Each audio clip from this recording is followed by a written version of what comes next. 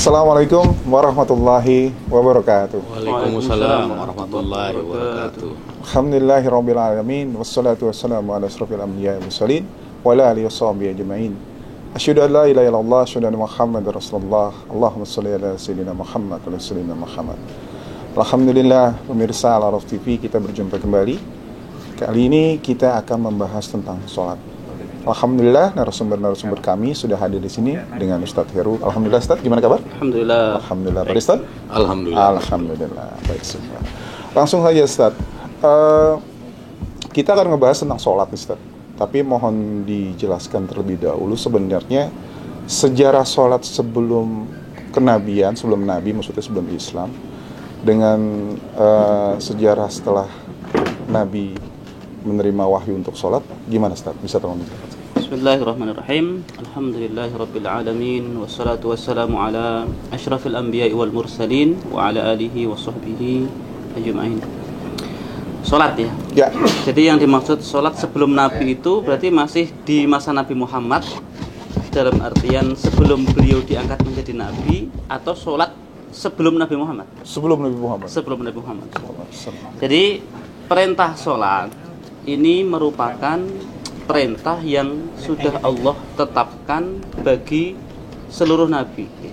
Ya. Jadi itu harus dipahami dulu. Jadi perintah sholat itu bukan hanya kewajiban untuk Nabi Muhammad dan umatnya. Nabi-nabi sebelum Nabi Muhammad pun mereka juga diperintahkan untuk sholat.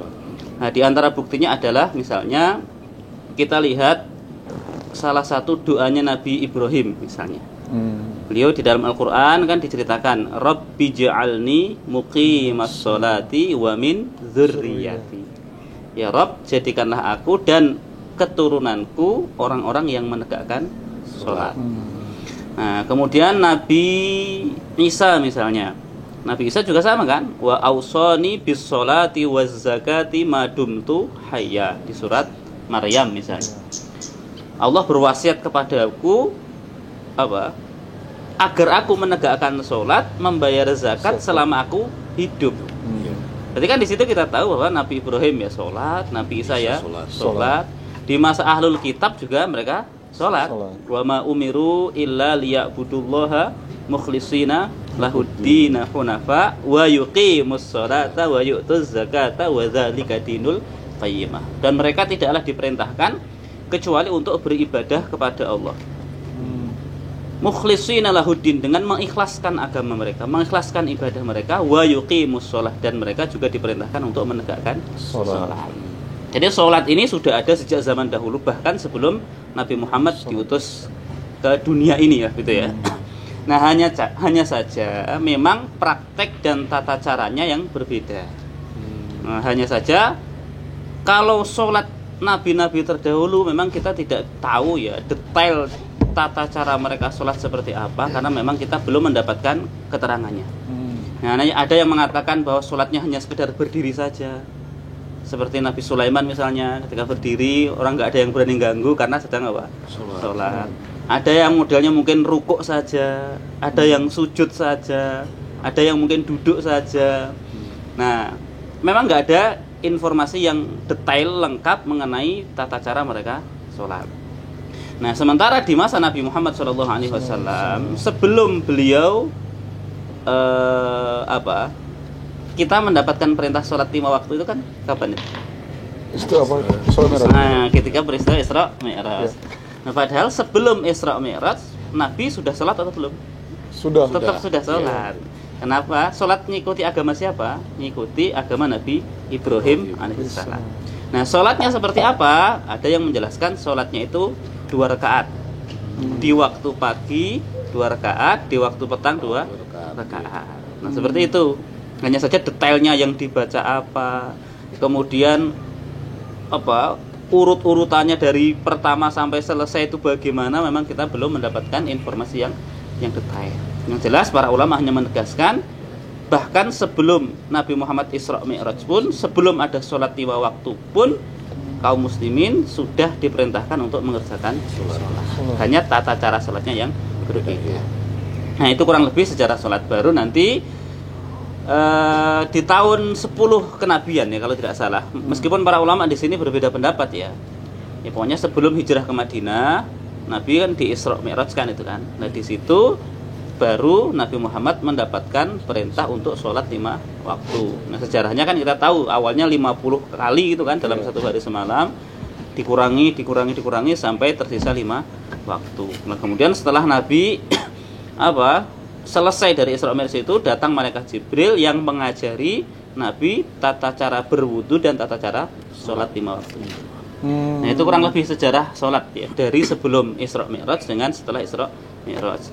Nah maka setelah Isra Mi'raj, aturan sholat sebelumnya maka sudah dihapus, tidak berlaku lagi.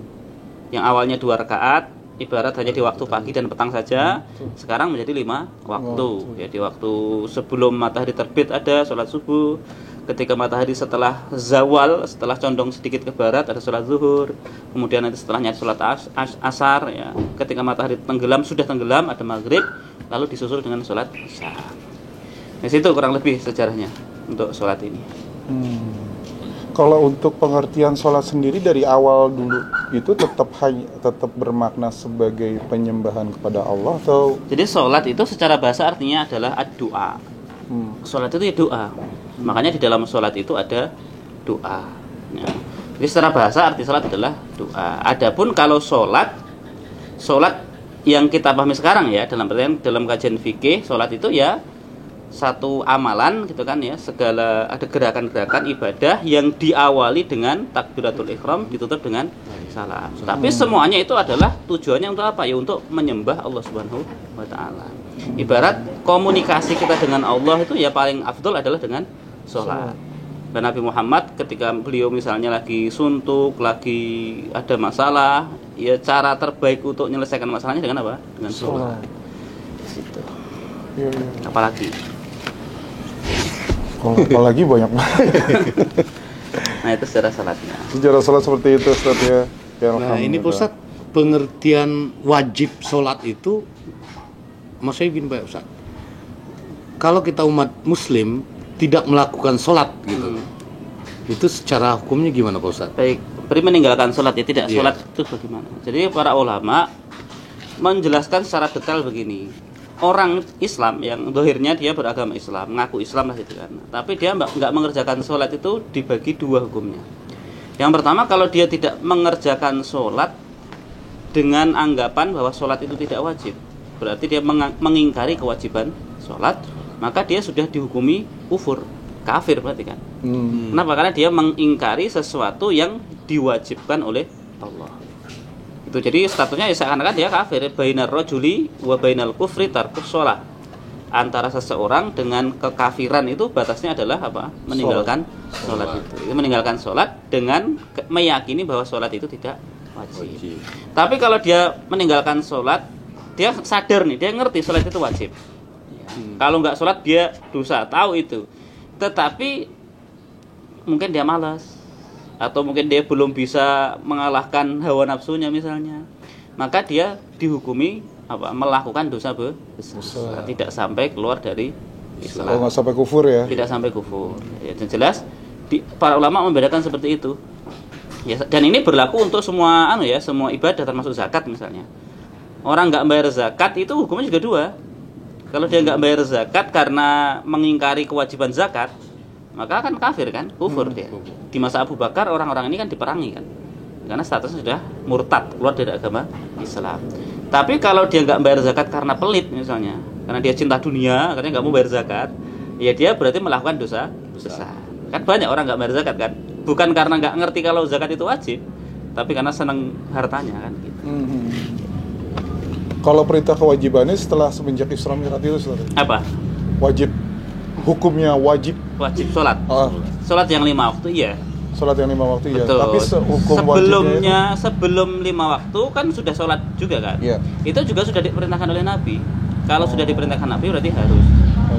Jadi sebelum Isra Mi'raj kaum muslimin sudah harus sholat juga. Hanya di waktu pagi dan petang. Bahkan dulu sholat tahajud juga diwajibkan kan di awal-awal. Tetapi akhirnya kewajiban ini diringankan, sebagai hukumnya tambahan tidak lagi menjadi wajib, tapi menjadi sunnah atau tambahan. Sunnah tambahan itu ya. Itu hanya saja setelah Isra Mi'raj baru kewajibannya menjadi 5 waktu.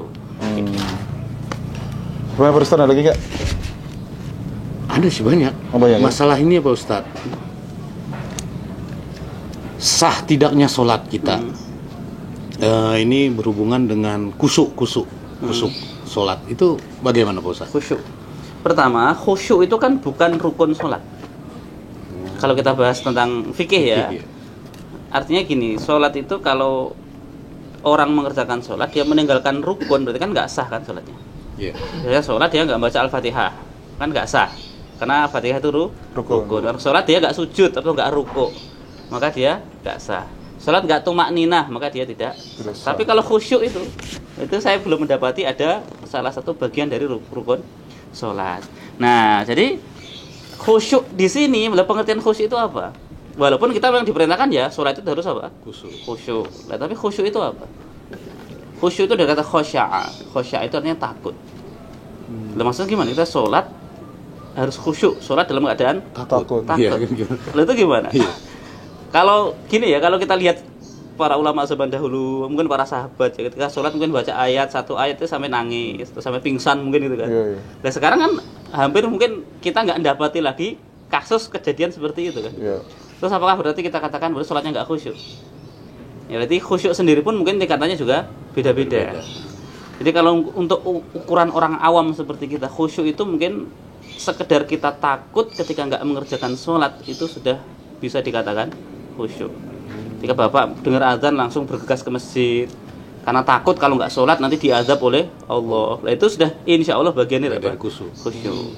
Gitu. Lah kemudian ada juga yang mengatakan begini, khusyuk itu bukan ketika sholatnya, tetapi setelah sholat. Jadi tolak ukur khusyuk sholat itu dilihat bukan pas sholatnya, tapi setelah sholat. Maksudnya gimana? Nah ya, khusyuk tadi kan takut kan? Outputnya. Ya, kalau sholatmu khusyuk, berarti setelah sholat itu kamu takut kepada Allah.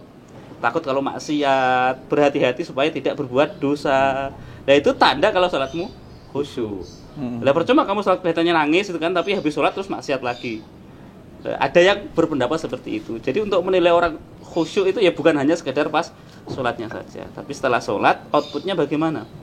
Ketika dengan sholat itu menjadikan dia semakin takut kepada Allah, maka ya insya Allah sholatnya khusyuk. Sudah kayak gitu saja. Tapi kalau masalah sah tidak sahnya sholat itu selama rukun dan syaratnya terpenuhi, maka sholatnya sah. Walaupun ya kita kan biasa sholat, Ustadz mikiran kemana-mana gitu. Tapi rukun tetap kita lakukan. Siapa yang ibarat dari awal sampai akhir sholatnya itu bisa khusyuk kan? Siapa? Lu sholat jadi imam saja kan kadang-kadang kalau pas lupa bacaan juga mikirnya kemana? Kita pas lagi sholat juga kadang-kadang ingat sesuatu yang Lupa. Awalnya kita lupakan, tiba-tiba ingat pas sholat. Nemu kunci di sholat. Nah, di situ ya. Oke. Jadi itu insya Allah tidak mengganggu keabsahan. Iya. Nih makin seru. Pemirsa, insya Allah kita akan lanjutin lagi. Tapi sebelum ini, Ustaz, sebelum kita penghabisan nih, ada yang harus kita jelaskan dulu nih dari segi maknanya ini nih. Makna bahasa dan kedudukan ibadah sholat. Pemirsa, insya Allah kita langsung sambung lagi dengan part berikutnya. Tetap di sini, jangan ditinggalin karena ini penting dari ini semua. Makasih. Assalamualaikum warahmatullahi wabarakatuh. Waalaikumsalam warahmatullahi wabarakatuh. Oke.